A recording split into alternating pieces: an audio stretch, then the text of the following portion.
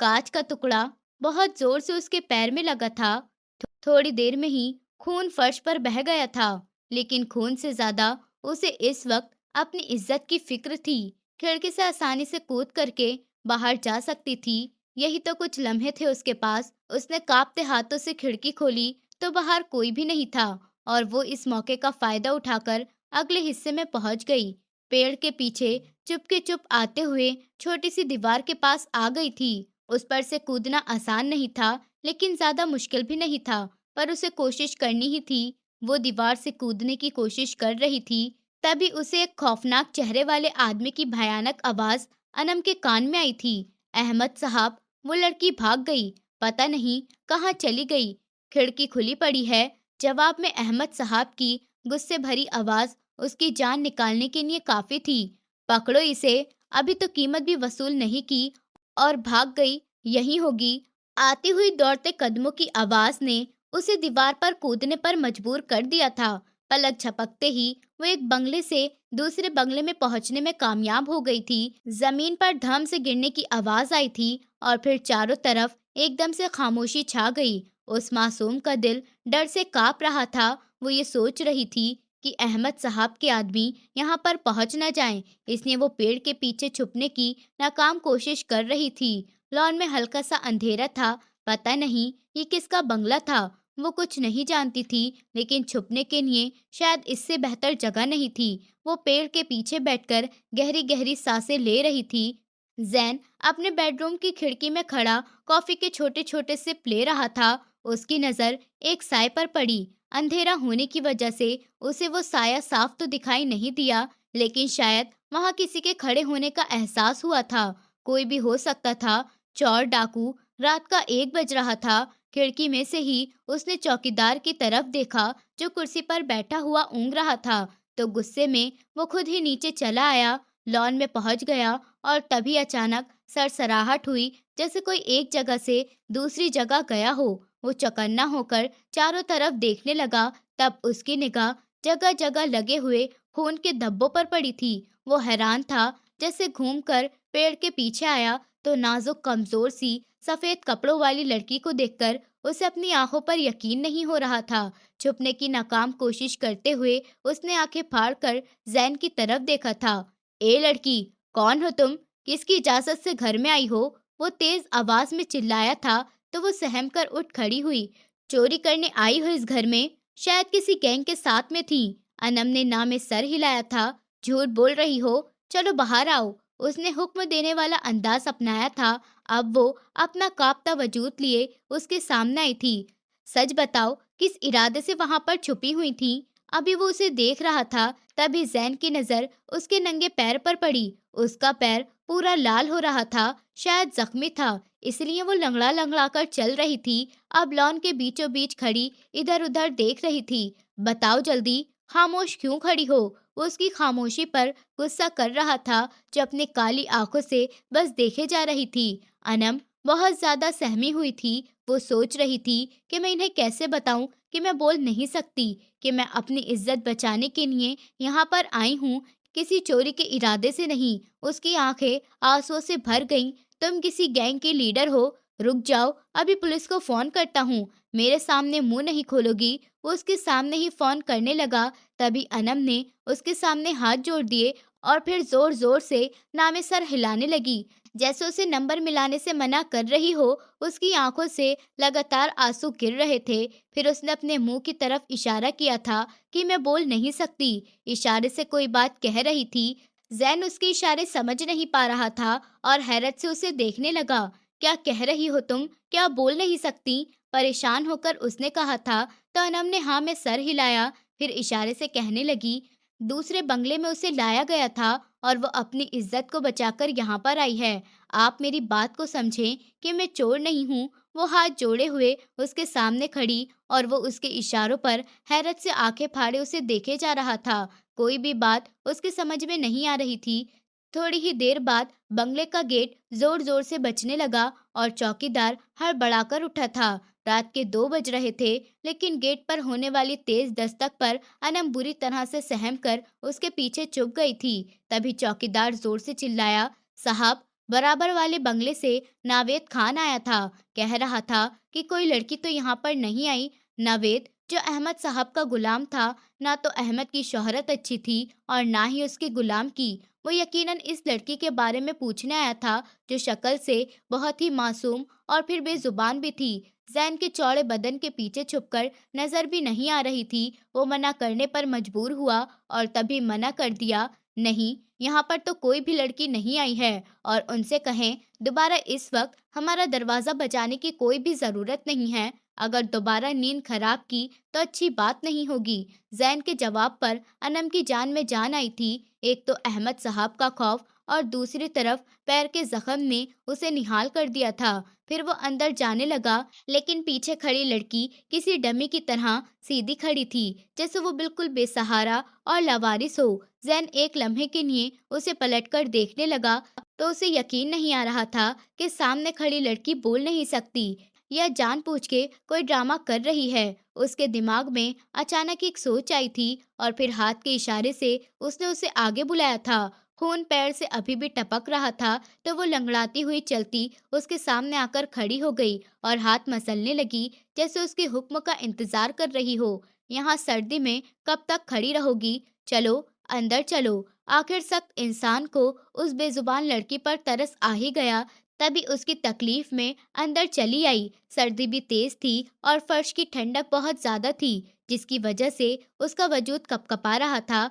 बिना किसी चादर और दुपट्टे के वो उसके सामने खड़ी थी। जैन को अच्छा भी नहीं लग रहा था। क्या हुआ तुम्हारे पैर में? एक बार फिर से उसने अपने आप को खामोश कर लिया था, क्योंकि ये लड़की गूंगी है। वो हाथ के इशारे से बताने लगी, शीशे का टुकड़ा मेरे पैर पर लग गया था। लेकिन जैन उसकी कोई भी बात नहीं समझ पा रहा था और तभी हैरत से उसे देखने लगा। समझ गया था कि उसके पैर में तकलीफ है और चलने पर ज्यादा हो रही है। जुनैद को जागते हुए देखकर वो फौरन सर्वेंट क्वार्टर में आया था। साहब जी, क्या हुआ? कोई परेशानी है? आवाज आ रही थी मुझे आपकी। वो एक अपने स्टाफ के सामने खड़ा था। फर्स्ट एड बॉक्स लाकर दो। और स्टाफ जल्दी से जाकर फर्स्ट एड बॉक्स ले आया था। उसे भेजकर उसने अनम की तरफ देखा, जो सहमी हुई थी। इधर बैठो, सोफे पर पट्टी कर दूं मैं तुम्हारे पैर की? वो उससे इजाजत मांग रहा था। सर्दी के बावजूद अनम के माथे पर पसीने के कतरे थे, फिर भी उसने हाँ में सर हिला दिया था। न जाने क्यों ये मेहरबान सा इंसान उसे बहुत ज्यादा अच्छा लग रहा था। जो इंसान जैसा भी कुछ देर पहले उसके सामने आया था और एक अहमद इंसान के रूप में शैतान था। जैन ने उसके जख्म पर दवाई लगाकर पट्टी करी थी तो उसे भी सुकून सा महसूस हुआ। उसके प्यारे से होठ सूखे हुए थे और गला अकड़ा पड़ा था।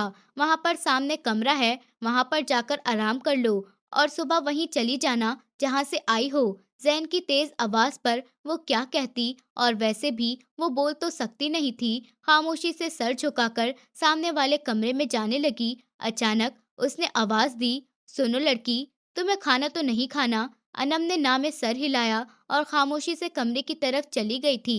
शुक्र था कि आज की रात उसके लिए सुरक्षित रही। वो कहाँ तक अपनी जान छुपाती रहती। उसकी खाला जल्लाद बन गई थी और बाहर की दुनिया भी किसी भेड़िए से कम नहीं थी। वो बेड पर बैठी हुई आंसू बहाने लगी। कमरा बहुत ही साफ सुथरा था, उसमें से अजीब सी महक आ रही थी। कितना सुकून था उस घर में, लेकिन सिर्फ आज की रात वो यहाँ पर है। इसके बाद उसका ठिकाना कहाँ पर होगा वो खुद भी नहीं जानती थी। वो थी बेजुबान लेकिन बहुत खूबसूरत। सुनहरी रंगत, हिरन जैसे खूबसूरत आंखें, दुबला पतला जिस्म, खूबसूरती की चमक उसके पूरे शरीर पर थी। जब देखने वालों को पता चलता था कि लड़की गूंगी है तो उन लोगों को यकीन ही नहीं आता था। इतनी खूबसूरत लड़की को देखकर देखने वालों की नीयत बदल जाती थी, लेकिन अनम पहचान जाती थी लोगों की गलत नजरों को।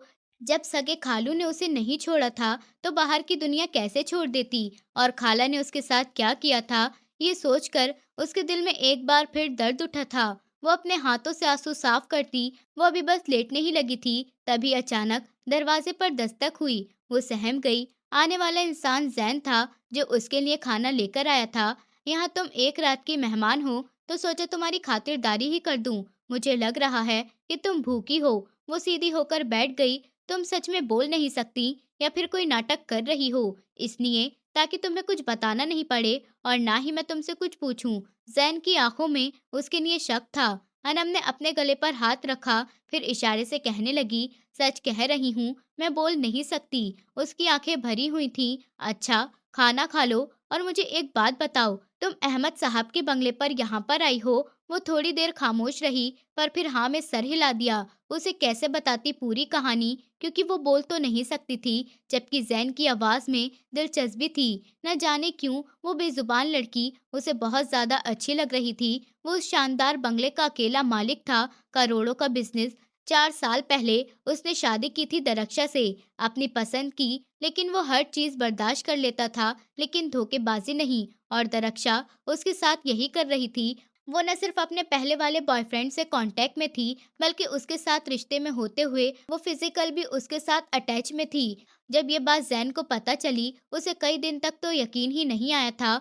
उसे ये सच बताने वाला कोई और नहीं, बल्कि उसका वफादार नौकर ही था। वो अपने साहब की जिंदगी में कोई भी गलत चीज बर्दाश्त नहीं कर सकता था। वो सिर्फ उसके लिए नौकर नहीं, बल्कि एक वफादार दोस्त से कम नहीं था। उसने बड़ी मुश्किल से ये बात बताई थी, तो वो खामोश हो गया था, लेकिन जब अपनी आंखों से ये सब उसने देखा था, तो उसने देर नहीं लगाई थी दरक्षा को डिवोर्स देने में। उसका दिल तो चाह रहा था कि खुद को भी शूट कर ले, उसे भी और उसके साथ में उसके बॉयफ्रेंड आदिल को भी।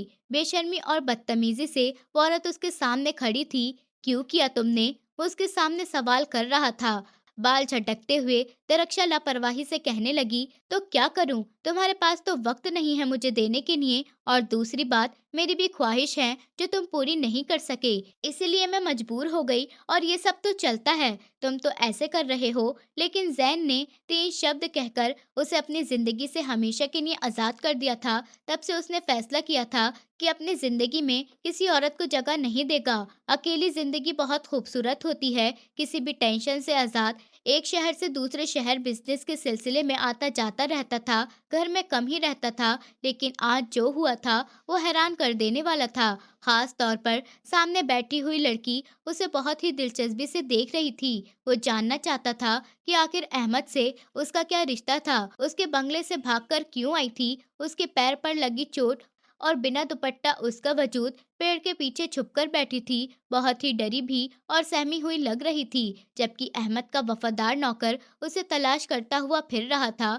कोई बात तो थी, और ये लड़की गुम गई थी, तो जाहिर है कोई बात तो थी, और ये लड़की गूंगी थी, तो जाहिर है ये कुछ बताएगी भी नहीं। लेकिन अनम उसकी नजरों से घबरा गई थी। क्या तुम्हें लिखना पढ़ना आता है? मिलाकर सारी बात इस पर आकर रुकी। तभी अनम ने हाँ में सर हिला दिया। अच्छा, मुझे बताओ तो, अहमद जैसे इंसान के यहाँ कैसे पहुंच गई? वो हैरत से पूछ रहा था, लेकिन सामने बैठी लड़की ने रोना पीटना शुरू कर दिया। वो हिचकियों से रो रही थी। उस बेजुबान लड़की को यूं रोता देखकर वो अंदर से घबरा गया था। तभी उठकर बाहर जाने लगा। अच्छा ठीक है, मैं तुमसे कुछ नहीं पूछूंगा, प्लीज तुम खाना खा लो, मैं बाहर जा रहा हूँ। ये कहता हुआ वो बाहर चला गया। अनम ने अपने आंसू साफ कर लिए थे। इतनी तकलीफ उसे अपने जख्म पर नहीं हो रही थी, जो बहुत ही गहरा था। लेकिन अपने पास्ट का सोचकर वो अपने दिल को हजारों टुकड़ों में बंटता हुआ महसूस कर रही थी। थोड़ा सा खाना खाकर बेड के सहारे बैठ गई थी। तभी उसकी नज़र साइड में टेबल पर पड़ी, जहाँ पर एक पेन और कॉपी मौजूद थी। अनम के अंदर बहुत शब्द जमा थे, जो वो शब्द होठ से नहीं कह सकती थी। इसलिए उसने पेन का सहारा लिया और फिर जैन को सब कुछ बताने का फैसला किया। आज फिर मोबिना बेगम उसकी खाला के सामने दामन फैलाए आई थी।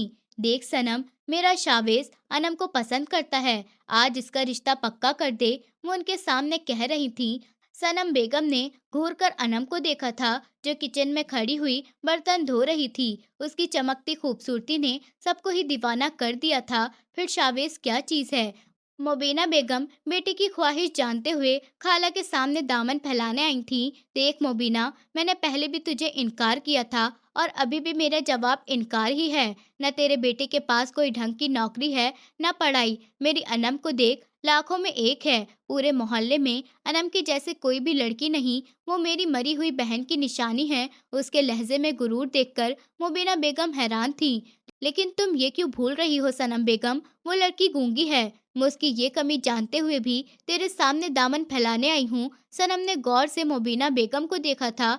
अच्छा, तो तुम मुझ पर ये मेहरबानी मत कर, अपने लड़के के लिए कोई और तेज जबान वाली लड़की देख ले। मैं भी तेरी चालाकी और मक्कारी को अच्छी तरह जानती हूँ। वो बेजुबान है, इसलिए अपनी बहू बनाना चाहती है ताकि तेरा बेटा तेरे काबू में रहे। और ये लड़की जो तेरे सामने कुछ बोल भी नहीं सकती, दिन रात तेरी खिदमत करेगी, तुझे सुकून पहुंचाएगी। बस यही लालच है ना तुम्हें? सनम बेगम की खरी खरी बातों ने मुबीना बेगम को गुस्सा दिला दिया था। ठीक है, तेरी मर्जी, हम भी देखेंगे तू अनम की शादी किससे करेगी। तू जिस किस्म की औरत है, मुझे अच्छे की उम्मीद नहीं है। दोनों में तू मैं शुरू हो गई। लड़ाई झगड़ा इस हद तक बढ़ गया कि खाला ने धमकी दी, आज के बाद मेरे घर पर नहीं आना और मैं कभी भी अनम की शादी तेरे बेटे शावेज से नहीं करूंगी। मुबीना की आंखें नम थीं। वो तो बेटे की ख्वाहिश पूरी करने के लिए सनम जैसी गुरूर वाली औरत के सामने दामन फैलाने आई थी, लेकिन उसका मिजाज ही नहीं मिल रहा था। और ये तो हकीकत थी कि उसकी भांजी बहुत ही खूबसूरत थी। सलीका उसके अंदर फूट फूट कर भरा था और उसके ऊपर खामोश चेहरे की मासूमियत उसके हुस्न को चार चांद लगा रही थी। जो भी उसे देखता देखता ही रह जाता।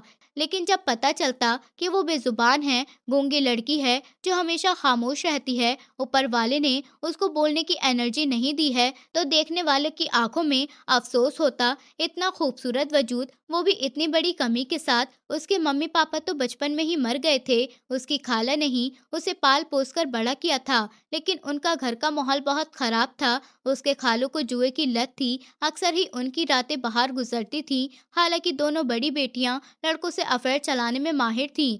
दोनों ही किसी न किसी लड़के से चक्कर चलता रहता था। एक को छोड़कर दूसरे से, दूसरे को छोड़कर तीसरा। कभी कभार खालू जुए में पैसे जीत जाते तो घर पर ले आते थे। खाला मना करती थी, पर पैसे देखकर उनकी भी नीयत फिसल जाती थी। वो एक लालची औरत थी। शुरू से ही उन्होंने एक दर्द भरी जिंदगी गुजार रही थी। न कभी अच्छा खाया और न कभी अच्छा पहना। दो दो बेटियों के साथ तीसरे उनके पति की भी जिम्मेदारी थी। उनके ऊपर तीसरी अनम की भी जिम्मेदारी थी। वो अनम के बारे में बहुत कुछ सोचती थी।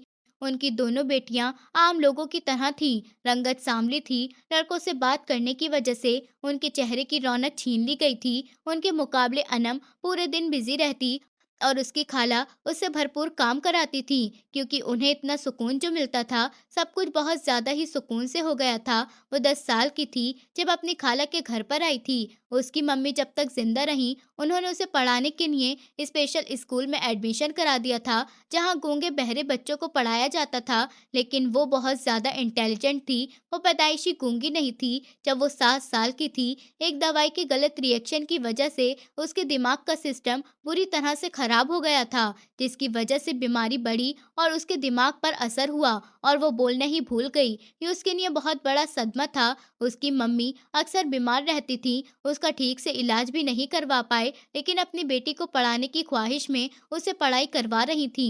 उन्हें क्या पता था कि वो एक दिन खुद ये दुनिया छोड़कर चली जाएंगी। जब वो अपनी खाला के घर पर आई, तो उसकी खाला ने उसकी पढ़ाई पर बिल्कुल भी ध्यान नहीं दिया था। लेकिन एक दिन उसने खाला को इशारे से बताया कि वो पढ़ना चाहती है। उन्होंने मोहल्ले में रहने वाली एक लड़की के पास उसे भेजना शुरू कर दिया। वो इंटेलिजेंट थी, इसलिए बहुत ज्यादा जल्दी लिखना पढ़ना जान गई थी। अक्सर वो घर में किताबें पढ़ती रहती थी।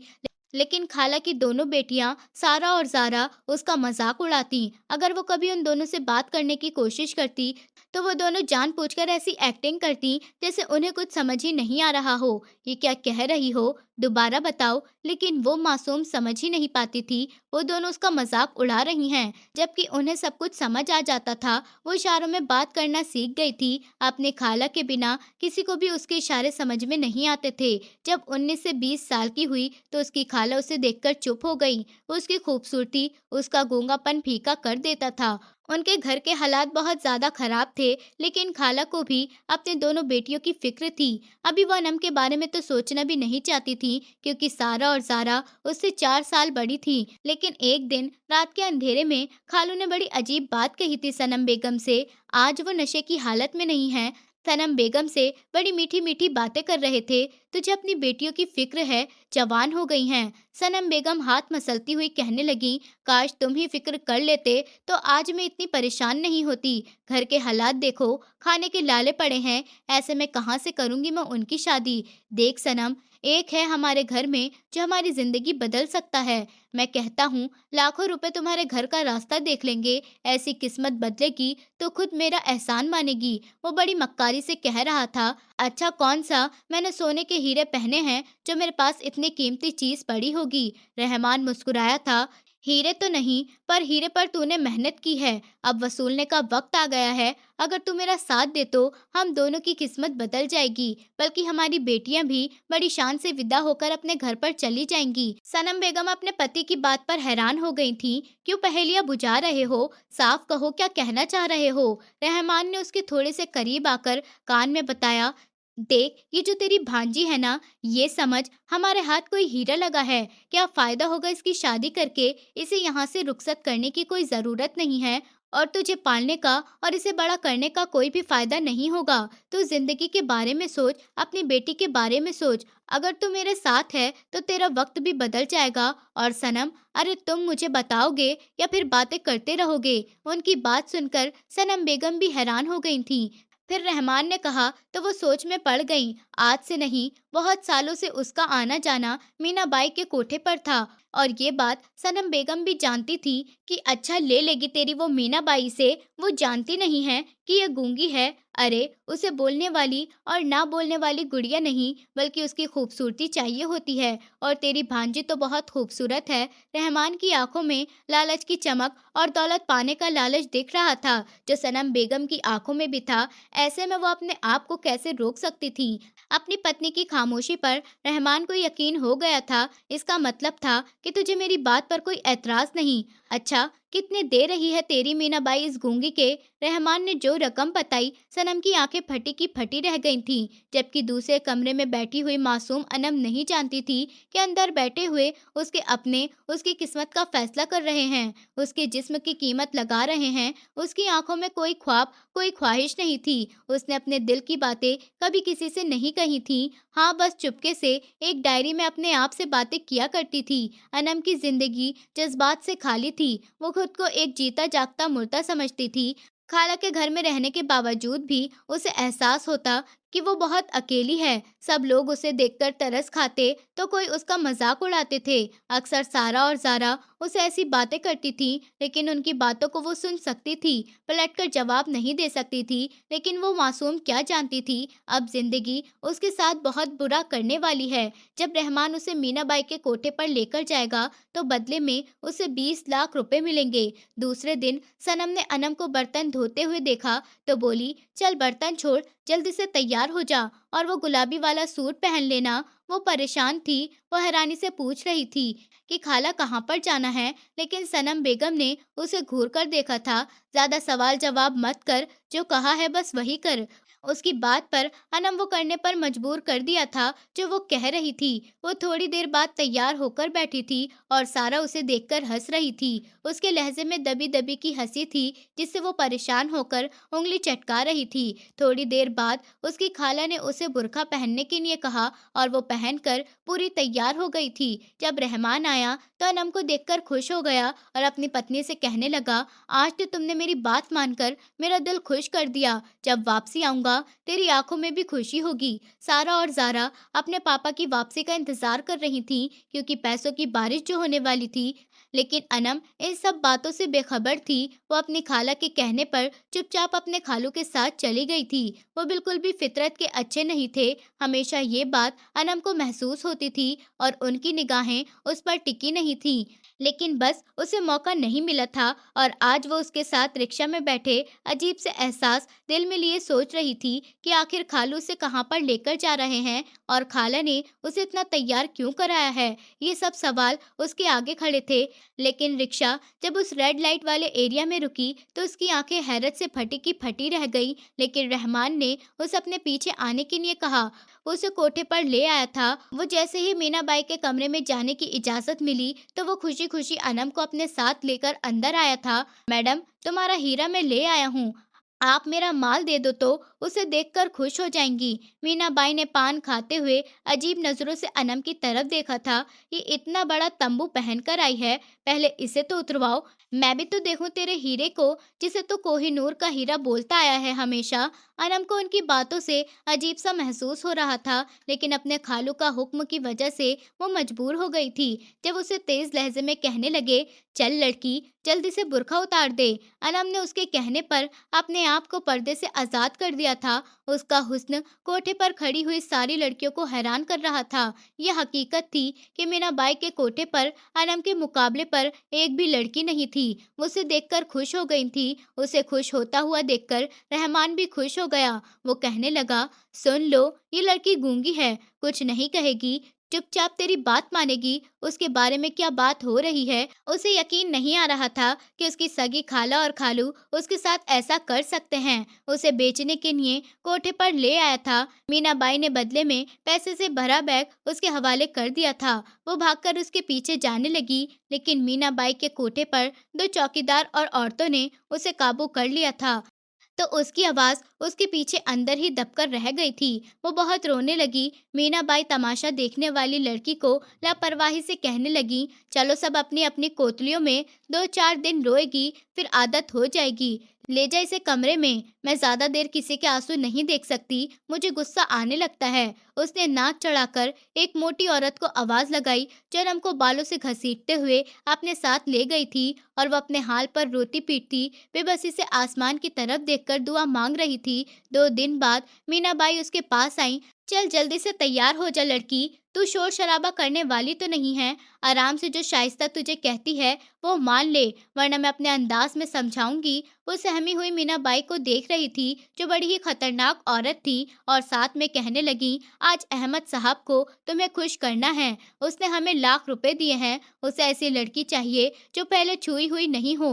अहमद साहब हमारे पुराने ग्राहक हैं, इसलिए तुझे इसके बंगले पर जाना होगा। जो नई लड़की आती है पहले उन्हें ही खुश करती है, उसके बाद हम किसी दूसरे ग्राहक को देते हैं। अनम की पूरी जान कांप रही थी। आज उसकी इज्जत दांव पर लगने वाली थी। अहमद साहब के बंगले पर मीनाबाई की कोठे की गाड़ी वहां पर छोड़कर आ गई थी। अहमद साहब का खास आदमी नवेद ने उसे सर से पांव तक देखा था, और फिर होठों पर जुबान फेरी थी। पहले अहमद साहब अपना दिल बहलाएंगे, उसके बाद शायद मुझे भी मौका दे दें। वो सोच रहा था। बड़ी ही दुबली पतली काली आंखों वाली ये लड़की, जिसे देखकर किसी भी आदमी की राल टपक जाए। अहमद साहब उसे देखकर खुश हो गए थे, तो नवेद ने उसे कमरे में जाने का इशारा किया। ये लड़की तो बिल्कुल भी बोल नहीं रही। अहमद साहब, लड़कियां आकर बहुत शोर शराबा करती हैं। वो इस बात से हैरान था। अहमद साहब बहुत जोर से हंसे और बोले, कैसे बोलेगी बेचारी, गूंगी है ये लड़की। अच्छा है, कोई भी शोर शराबा नहीं करेगी। आज उसकी पहली रात है, फिर इसके बाद आप अपने खास वफादार को भी एक मौका दीजिएगा। वो रिक्वेस्ट कर रहा था। दोनों एक साथ हंस रहे थे। वो दोनों एक मासूम लड़की की इज्जत खराब करने वाले थे, लेकिन वो लड़की जो अपनी इज्जत बचाने की कोशिश करती, उस कमरे की खिड़की को देख रही थी। थोड़ी ऊंचाई पर थी। खिड़की पर चढ़ने की कोशिश पर अचानक ग्लास जमीन पर गिर गया। कांच के टुकड़े फर्श पर बिखर गए तो उसके पैर में भी लग गया। लेकिन आज के बाद ये मौका दोबारा नहीं मिलता। तभी तो इतनी ऊंची खिड़की होने के बावजूद उसने छलांग लगाने में वक्त नहीं लगाया था। वो गूंगी थी, बोल नहीं सकती थी।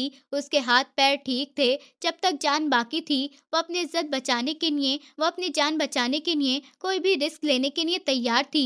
नावेश शोर मचा रहा था। अहमद साहब, लड़की भाग गई, लेकिन उसने पलटकर भी नहीं देखा था। यूं ही दीवार फलांग कर वो जैन के बंगले में पहुंच गई थी, और अब उसके कमरे में बैठी हुई डायरी में वो बातें लिख रही थी जो उसके अपनों ने उसके साथ दगाबाजी की थी। वो जानती थी न सिर्फ अहमद साहब के बंदे और मीनाबाई के बंदे भी उसे तलाश करेंगे। उसने डायरी के एक आखिरी कोने में एक रिक्वेस्ट लिखी थी, आप मुझे किसी अनाथ आश्रम में छोड़ दें, जो मेरे लिए बिल्कुल सही ठिकाना होगा, जहाँ पर मेरी इज्जत सुरक्षित रहे। मैं आपको बहुत दुआ दूंगी। ऊपर वाले के लिए आप मेरी मदद करिए। मैं बोल नहीं सकती, लेकिन इंसान हूँ। मेरे अंदर अंदर भी एहसास है। मैं एक लड़की हूँ, मेरी भी ख्वाहिश है मेरी इज्जत सुरक्षित रहे। दरिंदों से बचकर मैं भी एक सुरक्षित जिंदगी गुजारना चाहती हूँ। उसकी आंखों के आंसू कागज को भिगो रहे थे, लेकिन उसने डायरी में अपने दिल की सारी बातें लिख दी थी। जैन सुबह ऑफिस जाने की तैयारी कर रहा था। नाश्ते की टेबल पर जुनैद उसके सामने खड़ा था। जैसे ही वो जाने लगा, साहब जी, उस लड़की का क्या करना है? जुनैद की आवाज पर वो पलटा था। सुबह तक तो वो लड़की उसको याद ही नहीं थी, और जुनैद के कहने पर वो एकदम से पलटा। लेकिन दरवाजे पर खड़ी वो लड़की अभी भी नंगे पांव, वही सफेद कपड़ों में, और आंखें सूजी थी, जैसे पूरी रात रोती रही हो। तभी वो 2 कदम चलता हुआ उसके सामने आया। शाम को तैयार रहना, मैं तुम्हें किसी अनाथ आश्रम में छोड़ आऊंगा। वो उसे इशारे से समझाने की कोशिश कर रहा था, लेकिन अनम उसकी आवाज सुन रही थी। वो गूंगी थी, लेकिन बहरी नहीं थी। उसने जैन की बातों पर सर हिलाया था। फिर वो जुनैद की तरफ पलटा। इस लड़की को नाश्ता दे दीजिएगा, और समझ लीजिएगा ये हमारी मेहमान है एक दिन की। ये कहकर वो ऑफिस चला गया। वो जल्दी से वापस कमरे में आ गई। जुनैद ने कमरा बजाया तो वो घबरा गई। उसे अब किसी मर्द पर यकीन नहीं रहा था, लेकिन जो मर्द अभी थोड़ी देर पहले इस घर से बाहर गया था, न जाने क्यों उसका दिल चाह रहा था कि वो उसके पास रहे और कहीं बाहर न जाए। नाश्ते की थाली जुनैद ने अंदर दे दी थी और खुद वापस चला गया। उसके साहब के मेहमान थे, इसलिए कोई सवाल ही पैदा नहीं होता था कि वो उसे आंख उठाकर भी देखे। वो नाश्ता करते हुए साथ साथ रो भी रही थी। आंखों से टपकते हुए आंसू उसके दिल की परेशानी बता रहे थे। उसने अपना सच बताने के लिए एक इतनी लंबी डायरी लिखी थी, लेकिन उसे कहाँ शौक था उसके बारे में जानने का। यानी आज आखिरी दिन है उसका इस घर में, फिर कोई दूसरा ठिकाना, क्या पता वो मेरे लिए सुरक्षित हो। यही सोचकर वो अपने आप को तसल्ली दे रही थी। शाम को ही जैन ऑफिस से आया था। बड़े आराम से लॉन्च में बैठकर चाय पी रहा था, जब जुनैद कहने लगा, साहब, वो लड़की तो पूरे दिन कमरे में बंद रही। ये सुनकर वो चौंक गया। हाँ ठीक है, मैं इसे इस घर में कैसे रख सकता हूँ? इस घर में कोई औरत भी नहीं रही। वो किसी औरत नौकर को भी नहीं रखता था। 2 नौकर थे, एक चौकीदार और दूसरा कैटरेक्स। थोड़ी देर बाद उसने अनम को बुलाया था। तो तुम गूंगी हो, कुछ भी बोल नहीं सकती हो, अपने बारे में मुझे कुछ ना बता सकती हो, इसलिए मैंने फैसला किया है मैं तुम्हें किसी और औरतों की सुरक्षित जगह पर छोड़ देता हूँ। चलो तुम तैयार हो जाओ, वो संजीदा लहजे में कह रहा था। तो अनम ने हाँ में सर हिला दिया। सामने वाला कमरा जैन की माँ का कमरा था, जब इस दुनिया से जा चुकी थी, इसलिए उसने अपनी माँ की चादर निकालकर उस लड़की को दे दी थी। थोड़ी देर बाद वो उसके साथ गाड़ी में बैठी थी और वो उसे शेल्टर होम में छोड़ने जा रहा था। यहाँ पर उसका नाम ही काफी था। इंचार्ज उसे देखकर मुस्कुराई थी, फिर मीठी और मिश्री बनाकर उसे खूबसूरत लड़की को देखने लगी। ये लड़की बेजुबान है, इसका बहुत ही ख्याल रखना होगा, वो इंचार्ज को बता रहा था। लेकिन अनम को इंचार्ज की आंखें ठीक नहीं लग रही थीं। वो जिस तरह ललचाए नजरों से उसे देखकर मुस्कुरा रही थी, ऐसा लग रहा था जैसे शिकारी शिकार को देखकर खुश होता है। कहने को तो वो एक फाउंडेशन था, औरतों की सुरक्षित जगह, लेकिन इसकी आड़ में जो गैर कानूनी काम हो रहे थे, इन सब का जैन को कुछ पता नहीं था। आप बेफिक्र रहें, हम इसका बहुत ख्याल रखेंगे। यहाँ ऐसी और भी लड़कियां हैं, किसी को माँ बाप बेच देते हैं, तो कोई लड़की तंग आकर खुद हमारे पास रहना चाहती है। अब आप इसके लिए बिल्कुल भी परेशान मत हो। इंचार्ज ने तसल्ली देकर जैन को तसल्लीमंद कर दिया था। उसने जाते जाते एक बार पलटकर देखा था, जो बहुत ही खूबसूरत मासूम लग रही थी, जैसे कोई छोटी बच्ची किसी भूल भुलैया में भटक गई हो। उसने आंसू भरी नजरों से उठाकर उसे देखा, तो फिर दोबारा नजर झुका ली। इंचार्ज उसे अपने पीछे आने का कह रही थी। जैन वापस अपने घर की ओर निकल गया, लेकिन दिल उसका अभी भी ठीक नहीं हुआ था। न जाने ये फाउंडेशन वाले इस बेजुबान लड़की के साथ क्या सलूक करेंगे। लेकिन इंचार्ज ने तसल्ली दी थी कि यहाँ पर औरतें सुरक्षित रहती हैं। ये सोचकर वो ड्राइविंग करने लगा। अनम के इस फाउंडेशन में पहली रात थी, लेकिन औरतें उसे अजीबोगरीब नजरों से देख रही थीं। 2-3 औरतें आकर उससे बात करने लगी, तो इंचार्ज ने उसे झाड़ दिया। ये गूंगी है, बात नहीं कर सकती, जाओ तुम अपने बिस्तर पर। वो उस लड़की की निगरानी कर रही थी। कोहिनूर की तरह खूबसूरत लड़की, उसके बहुत काम आ सकती थी। उस पर नजर रखनी होगी, कहीं दूसरी औरतें उसे इस फाउंडेशन का राज बता न दें। इस फाउंडेशन में आने वाली हर लड़की और हर बेजुबान को सबसे पहले अपने मालिक का बिस्तर गर्म करना पड़ता है। उसके बाद ये रोज का मामूल बन जाता है। चंदा देने वाले, मदद करने वाले, इन लोगों ने अपना धंधा बना रखा था, लेकिन इन सब बातों से अनम अनजान परेशान थी। उसके चेहरे पर अनजान जगह पर रहने का डर साफ दिख रहा था। जैसे ही इंचार्ज गई तो एक अधेड़ उम्र औरत उसके पास आई थी। तुम बहुत ही खूबसूरत और कम उम्र हो। कौन छोड़कर गया है तुम्हें यहाँ पर?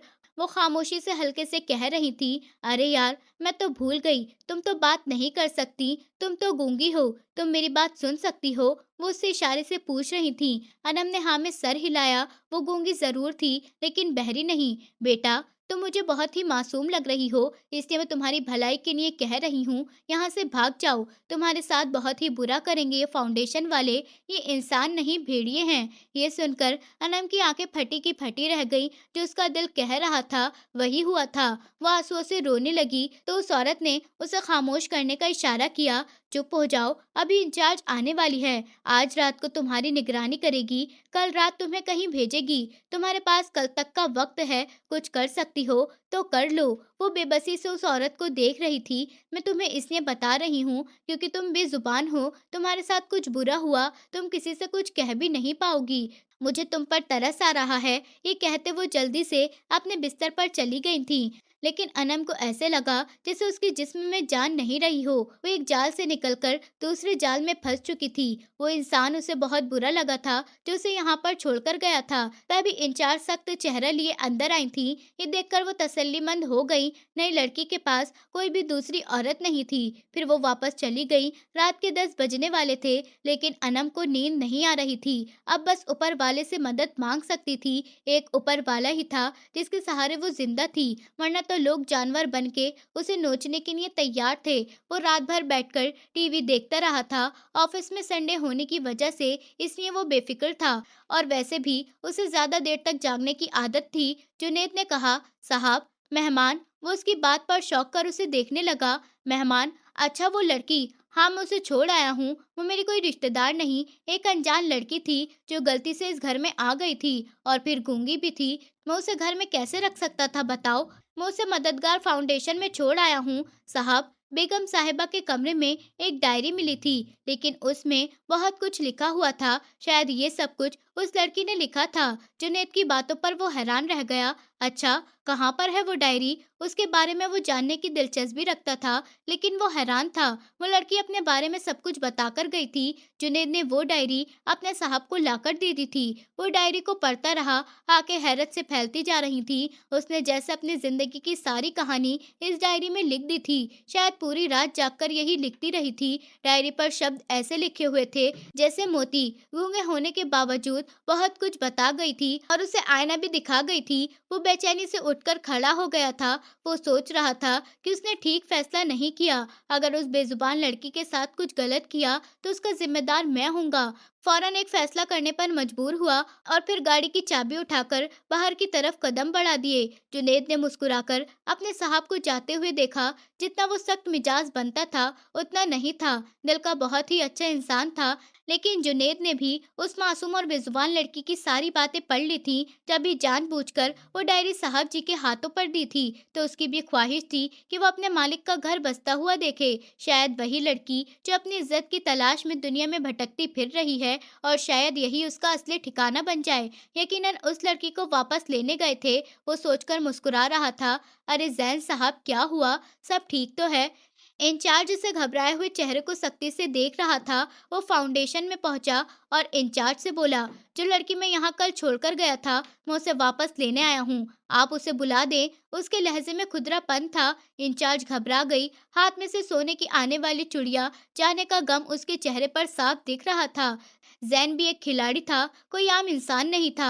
उसके चेहरे के अंदाज से अंदाजा लगा चुका था कि इंचार्ज के चेहरे पर कितनी मायूसी है। मैंने कहा तो है आपसे, आप बेफिक्र रहें। वो लड़की यहाँ पर बिल्कुल सुरक्षित है। क्या आप उसे किसी दूसरे फाउंडेशन में भेजने वाले हैं? वो गड़गड़ाती हुई जैन से पूछ रही थी। नहीं, मैं उसे अपने पास रखूंगा। मैं जो आपसे कह रहा हूँ वही करिए। इंचार्ज ने मायूसी से अपने कदम अंदर बढ़ाए थे, और वो मालिक को तो फोन भी कर चुकी थी कि एक नया शिकार हाथ लगा है। सर, जल्दी से वापस आ जाएं, आप ही का इंतजार है। लेकिन आज मालिक और इंचार्ज का दोनों का भ्रम टूटने वाला था। न जाने वो खेल कितनी लड़कियों के साथ खेल चुकी थी, लेकिन अनम खुश नसीब थी। थोड़ी देर बाद वो जैन के सामने थी। वही काली चादर लपेटे हुए मासूम चेहरा। वो मासूम समझ रही थी कि इंचार्ज उसे वहां पर लेकर जा रही है, जिसके बारे में उस औरत ने उसे बताया था। लेकिन सामने खड़ा हुआ इंसान लेकिन सामने खड़े हुए इंसान को देखकर उसे यकीन नहीं आया था कि दुआ ऐसे भी कबूल होती है। वो हैरान थी। थोड़ी देर बाद वो उसके बराबर में गाड़ी में बैठी थी, इस बात से अनजान कि अगली मंजिल कौन सी है। लेकिन वो उसे वापस घर पर ले आया था। वो इधर उधर देख रही थी, लेकिन जैन की गहरी नजर उसके ऊपर थी। मैंने तुम्हारे बारे में सब जान लिया है, जो तुमने डायरी में लिखा था कि तुम अपनी खाला के घर पर जाना चाहती हो।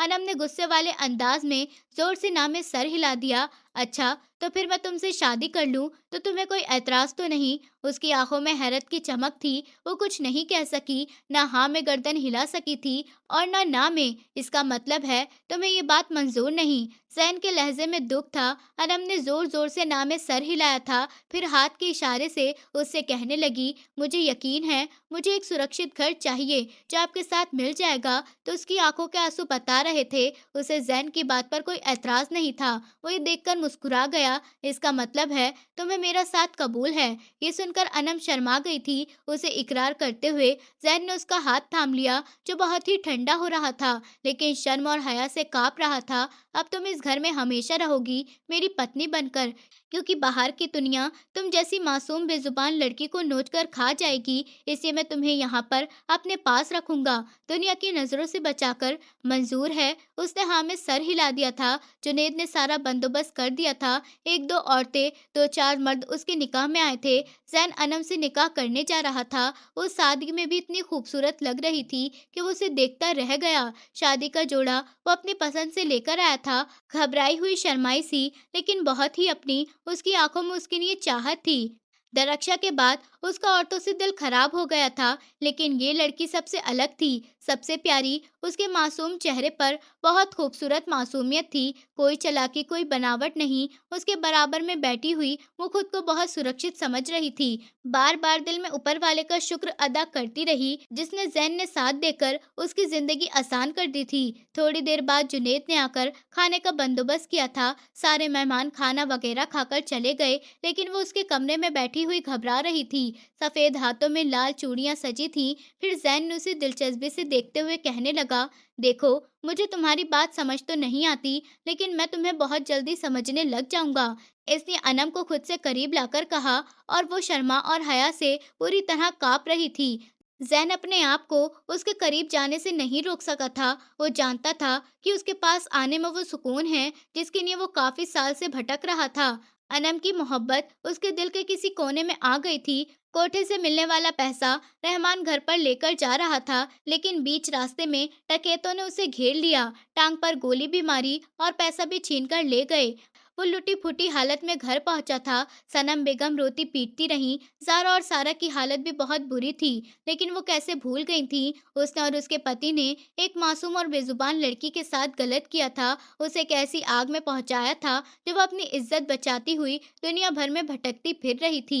हराम का पैसा कैसे उनकी अय्याशी का सबब बन सकता था, ये सबको पता तो चलना ही था। फिर भी दुनिया वाले बातें बना रहे थे, अरे अनम रातों रात में घर से गायब कर दी गई, हमें तो कोई गड़बड़ लग रही है। जितने मुंह उतनी बातें। लेकिन मीना बाई 2-3 दिन बाद ही रहमान के पास पहुंच गई थी। तेरी वो लड़की जिसे तू गूंगी कहकर छोड़कर गया था, बड़ी चालाक निकली। मैंने जिसके हवाले किया था वो वहां से भाग गई। अब उसकी जगह मुझे तेरी बेटी चाहिए, आंखों में आंखें डालकर कह रही थी। मीना बाई बहुत खतरनाक औरत थी। रहमान बेबसी से उसे देखता रह गया। वो वक्त देकर चली गई थी। सच कहते हैं, जो किसी के साथ बुरा करते हैं, आखिर में बुराई आकर उनके ऊपर ही जाकर गिरती है। और ऐसा ही सनम और रहमान के साथ हुआ था। जैन से शादी करके वो पहले से भी ज्यादा निखर गई थी। वो गार्डन में बैठी गुलाब के फूल जमा कर रही थी। फूलों की खुशबू उसे खुश कर देती थी। जैन की जिंदगी जैसे पूरी हो गई थी। अनम और जैन की जिंदगी अब सुकून से भर चुकी थी। अनम अब डरती नहीं थी। उसके चेहरे पर हमेशा मुस्कान रहती थी।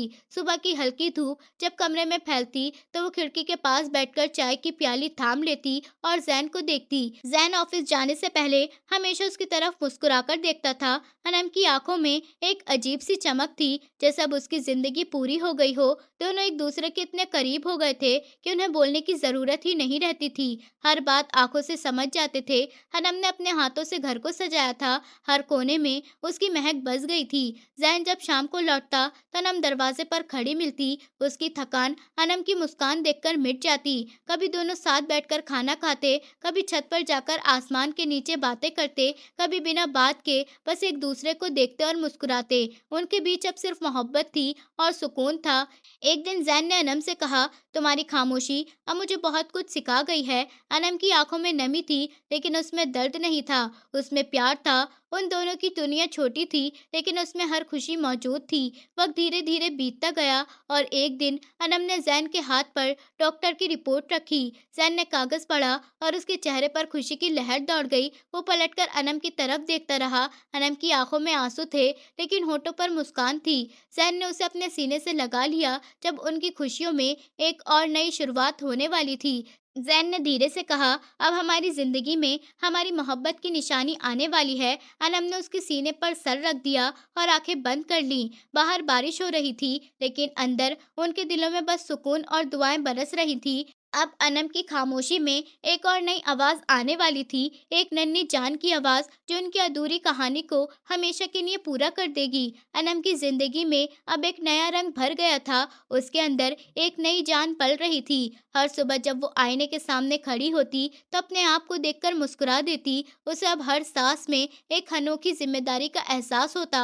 जैनब पहले से भी ज्यादा उसका ख्याल रखता, हर सुबह उसे दूध पिलाता, कभी उसके बालों में तेल लगाता, कभी उसके पैरों में मालिश करता। अनम के चेहरे पर थकान तो रहती, लेकिन उस थकान में भी सुकून था। वक्त बीत गया और महीनों गुजरते गए। 3 महीने के बाद जब डॉक्टर ने कहा सब कुछ ठीक है, तो जैन की आंखों में खुशी की झलक आई। अनम की चाल थोड़ी धीमी हो गई थी, पर उसकी आंखों की चमक अब और बढ़ गई थी। घर के हर कोने में वो आने वाले बच्चे के लिए चीजें सजाने लगी थी। छोटी छोटी जुराबे, कपड़े, खिलौने सब अपने हाथों से रखती थी, जैसे हर चीज में अपनी ममता का हिस्सा जोड़ रही हो। जैन रोज उसे टहलाने ले जाता। रात में जब अनम थक जाती तो उसका सर अपने कंधे पर रखकर बैठा रहता और उसकी धड़कनों को सुनता। वक्त धीरे धीरे छठे महीने में पहुंच गया। अनम अब थोड़ा भारी चलती थी, पर उसका चेहरा और भी सुंदर लगने लगा था, जैसे माँ बनने की चमक उसके अंदर से बाहर तक फैल गई हो। कभी वो आईने में अपने पेट को सहलाती और मुस्कुराती, जैसे अपने बच्चे से बात कर रही हो। 7वें महीने में उसने सबसे यही कहा कि अनम मेरी दुनिया है, अब मेरे बच्चे की माँ बनने वाली है। सबकी दुआएं उनके साथ थीं और अनम को अब महसूस होने लगा था कि उसकी तकलीफों का अंत सच में अब हो गया है। 8वें महीने में उसकी तबीयत थोड़ी कमजोर हो गई थी। डॉक्टर ने उसे आराम करने की सलाह दी थी। जैन ने काम से छुट्टी ले ली थी। अब वो दिन रात उसके पास रहता था, उसे खाना खिलाता, पानी पिलाता और उसके हर डर को मुस्कान में बदल देता। अनम कभी कभी रो देती थी और उसके आंसू जैन अपने हाथों से पोंछ देता। कहता था, अब बस थोड़ा और सब्र करो, हमारी जिंदगी में खुशियों की नई सुबह आने वाली है। नवा महीना शुरू हुआ तो हर दिन दोनों के लिए दुआओं से भरा था। घर में फूलों की खुशबू रहती थी, दीवारों पर बच्चों की तस्वीरें लगी थी और पलंग के पास छोटे कपड़े रखे थे। हर रात सोने से पहले अनम अपने पेट पर हाथ रखती और महसूस करती कि उसके अंदर कोई हल्की सी हलचल हो रही है। वो मुस्कुराती और जैन उसकी तरफ देखता था। उसकी आंखों में मोहब्बत और डर दोनों थे। वो कहता था, बस अब ऊपर वाला हमें खुश रखे और सुरक्षित रखे। 9 महीने पूरे हुए। उस रात आसमान में हल्की बारिश थी, हवाएं धीरे धीरे चल रही थीं और अनम की चीख ने रात की खामोशी तोड़ दी। कुछ देर बाद एक नन्ही सी रौनक ने इस घर में जन्म लिया। जैन की आंखों से आंसू बह निकले। उसने बच्चे को अपनी बाहों में लिया और अनम की तरफ देखा। अनम थकी हुई थी, पर मुस्कुरा रही थी। जैन ने उसके माथे पर चूम लिया और कहा, अब हमारी दुनिया पूरी हो गई है। अनम ने आंखें बंद कर ली और उसके चेहरे पर वही सुकून था जो हर औरत के दिल में होता है जब वो माँ बनती है। दोस्तों, उम्मीद करती हूँ आपको हमारी कहानी पसंद आई होगी। कहानी पसंद आई है तो वीडियो को लाइक करें, चैनल पर नए हैं तो चैनल को सब्सक्राइब करें और हाँ, नोटिफिकेशन बेल को ज़रूर दबाएं ताकि अगली अपडेट सबसे पहले आपको मिले।